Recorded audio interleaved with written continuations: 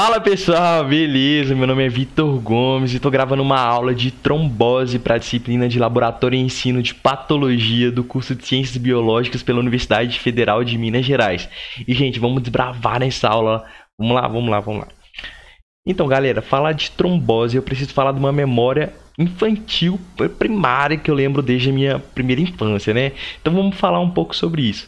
Uma vez, quando eu era pequeno, veio o Beto Carreiro World para Belo Horizonte, num circo do Beto Carreiro World em Belo Horizonte. Não perdemos a oportunidade, eu e minha família fomos no circo do Beto Carreiro World. E no final, esse menino de amarelo aí sou eu, gente. Eu fui tirar foto com o elefante. Infelizmente, antigamente, tinha essa aproximação com os bichos. Gente, eu tirei foto com o elefante. Passado alguns dias, eu escutei minha mãe falando que a manicure dela estava com trombose. Gente, você acredita que eu pensei que trombose era doença porque ela tinha encostado na tromba do elefante? Ô, gente, não tem base num trem desse. E mais tarde, eu escutei que o povo pegava elefantíase. Eu falei, uai, será que o povo pega elefantíase porque encosta no elefante? Ô, gente, eu vi até que tem um filme que o cara vira elefante, gente. Preciso ver esse filme depois. Então, brincadeiras à parte, trombose não tem nada a ver com elefante, gente. Trombose tem mais a ver com trombócitos. Trombócitos é um nome diferente que a gente dá para plaqueta. Mas se você não sabe o que é plaqueta, a gente vai explicar também um pouquinho. As plaquetas são células, fragmentos celulares de células bem maiores, né? Localizadas na medula óssea, que são chamadas de megacariócitos. Se a gente vê um corte histológico, né, um esfregaço sanguíneo, a gente vai ver umas plaquetas bem parecidas, bem próximas do que está nessa imagem aqui que eu estou mostrando, né? Geralmente elas são aglutinadas, bem nesse aspecto aqui. É difícil a gente confundir o que é uma plaqueta. Bom, mas basicamente é isso. Vamos lá. Para a gente explicar trombose, a gente precisa falar de um conceito muito importante, que é a hemostasia. Gente, trombose é praticamente o inverso de hemostasia. Então, por isso que é tão importante a gente falar sobre ela, porque a gente entendendo a hemostasia, a gente basicamente vai saber o que é trombose. Pessoal, o nosso sangue, aqui a gente está representado nesse slide, no canto esquerdo, uma vasculatura, um vaso sanguíneo, né? E aqui, ó, essas células bem espremidinhas que dão para a luz do vaso sanguíneo são células endoteliais. Embaixo dela é um nome até sugestivo, são células subendoteliais. Gente, o sangue, ele tem uma ordem de fluir. O sangue flui muito rápido pelas nossas veias, nossas artérias, etc. E ele tem uma ordem para fluir. Tudo tem uma ordem no nosso corpo. E o sangue, ele flui. Ele é fluido, livre de coágulos, o vaso sanguíneo está íntegro, não tem lesões. Gente, isso é o padrão. Tem que estar assim para a gente ter vida, para tudo funcionar perfeitamente. E o que acontece? Se a gente tem uma lesão, alguma coisa precisa fechar o buraquinho que abriu, a lesão que existiu. Então, esse processo todo de fechar essa lesão, de tampar esse buraquinho, do sangue fluir normalmente, a gente conhece como hemostasia. Hemostasia. No caso de lesões, vão ser formados tampões. Então, plaquetários ou mestático. Isso vai impedir a perda de sangue, perda de nutrientes, etc. E problemas maiores. E agora a gente vai falar do inverso. O que é o inverso? Quando tem algo de errado nisso, vai formar um coágulo sanguíneo. Esse coágulo não devia estar ali. Ele formou o coágulo, né, que é natural de formar na homeostasia, só que formou coágulo demais ou teve algum problema nisso, que a gente vai ver ao longo dessa aula, que deu tudo errado, gente. A trombose é praticamente dá tudo errado. As células vão trombando ali e vai dando uma confusão. A gente vai explicar ao longo da aula.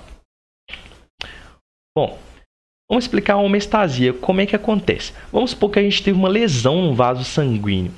A gente teve uma lesão no tecido subendotelial, o vaso sanguíneo ele vai apresentar vasoconstrição, ele vai mexer, ele vai começar a gritar, vai começar eu diria, ele vai começar a sinalizar para todo mundo que ele está ali lesado, que ele precisa de reparação. E aí existem fatores que chamam von Willebrand, são glicoproteínas no tecido subendotelial, que ele vai ficar exposto na região afetada e ele vai chamar plaquetas para aquela região para tampar aquele buraco urgentemente. E essas plaquetas elas são ligadas em colágenos naquela região também, e para formar mais rápido possível um tampão plaquetário. E essas plaquetas são sempre vão chamando umas às outras. Tem esse fator von Willebrand e também pelo choque, umas plaquetas vão se aderindo àquela região lá, e aí com o choque outras vão se aderindo, vão expressando mais proteínas para chamarem umas às outras, e isso vai... E todo esse processo é reforçado por um sistema que a gente conhece como cascata, gente. Cascata. Mas você pensa assim, gente, mas que cascata? Eu conheço só cascata de piscina. Gente, ó, tem uns modelos aqui de cascata bonita, tem cascata de piscina, tem cascata de tudo quanto é jeito. Mas a cascata que a gente fala especificamente é cascata de coagulação sanguínea. Gente, é um sistema muito mais complexo do que a gente vai explicar aqui. Eu vou explicar a parte mais básica, que é a parte interessante para a gente, né? Essas plaquetas, elas vão soltar grânulos, né? Mais especificamente, não vou aprofundar um pouco nisso, mas tromboxona 2 e ADP. E vai atrair mais plaquetas para aquela região onde a gente tem a lesão. Então, com o disparo dessa coagulação sanguínea, ativação dessa coagulação sanguínea, a gente tem uma proteína que chama protrombina, gente. Essa protrombina, ela vai ser ativada na forma de trombina.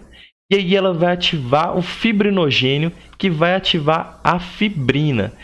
Fibrina, gente, é como se fosse uma rede. É como se fosse uma lã que vai enrolar. Não é bem uma lã, né? Eu tô fazendo uma comparação.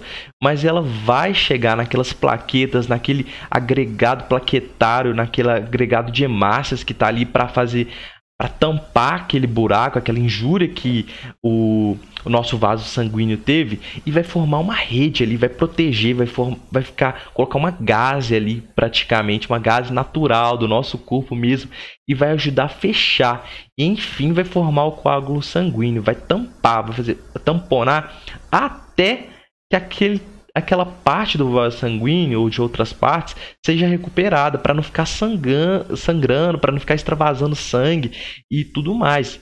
Enfim, a gente vai ter o tamponamento. E é isso. Eu fiz uma animaçãozinha, uma dublagem bem mais ou menos, gente, meio Discovery Channel. Eu vou passar para vocês agora. Um perdão pela vergonha, pela mineirês, mas vai ser interessante. Vamos lá. Pessoal, resumão de coagulação sanguínea. Gente, você tá em sua casa cortando uma cenoura, sem querer você dá uma cortada no seu dedo. Meu Deus do céu, vamos ver o que acontece lá dentro. Sem querer, essa faca atingiu um vaso sanguíneo, gente. E agora o sangue começa a vazar, sujando tudo que tá ao redor. Ô, gente, isso está causando uma perca de sangue. Dentro dessa artéria tá cheio de hemácias, plaquetas e outras células sanguíneas. Gente, essas plaquetas que estão aí, elas são importantes demais para o início da coagulação. Elas vão lançar como uma substância chamada tromboplastina. Aí é o início da cascata de coagulação. Combinado com íons de cálcio, mais protrombina presente no sangue, ela é convertida em trombina. A trombina catalisada vai converter o fibrinogênio em fibrina. Ô pessoal, fibrina, como se fosse esse fio aí que vai fazer uma malha, fazendo um juntamento disso, juntando tudo isso e ajudando a recuperar a lesão. Vai segurar essas plaquetas, essas hemácias e vai formar meio que um curativo, uma gaze, segurando tudo isso e por fim ajudando a tamponar a lesão, até que a gente recupere o espaço lesado no vaso sanguíneo. This clot manages to plug the gap in the ruptured artery and thus prevents further blood loss. Bom, pessoal, como vocês viram, né, minha dublagem horrorosa, né? Era um vídeo devar os créditos a quem fez isso aí. Eu fiz uma dublagem para tentar tornar um pouco mais divertido. Mas, para finalizar essa parte da hemostasia do coágulo sanguíneo, a gente tem que falar, isso precisa terminar. A gente precisa sempre lembrar que a hemostasia consiste no sangue fluido, livre de coágulo, em uma vasculatura normal, íntegra, sem lesões. Ô, gente, então a gente precisa remover aquele coágulo que está lá, não precisa? E isso vai acontecer a partir da fibrinólise. A gente precisa tirar aquele coágulo que já reparou, já fez a sua função. Então, a gente tem uma proteína que chama plasminogênio, que vai ser clivado, formando plasmina, gente. Então, a gente vai ter a fibrinólise. O que é a fibrinólise, gente? É a lise da fibrina. A gente vai tirar aquela fibrina lá e, por fim, a gente vai ter o fim daquele coágulo para, no fim de tudo, a gente ter o sangue fluido, livre de coágulos e uma vasculatura normal. Isso é a hemostasia, gente. É tão importante. Bom, por fim, galera, a gente vai chegar na trombose, que é o tema da nossa aula principal, mas que a gente, entendendo a hemostasia, vai ficar muito mais tranquilo entender a trombose. Gente, a trombose é tudo o contrário do que a gente falou. Se a gente tem uma lesão no endotélio, num vaso sanguíneo, a gente vai ter uma formação de um coágulo ali para fazer o tamponamento, né, para evitar extravasamento daquele sangue, evitar hemorragias, né?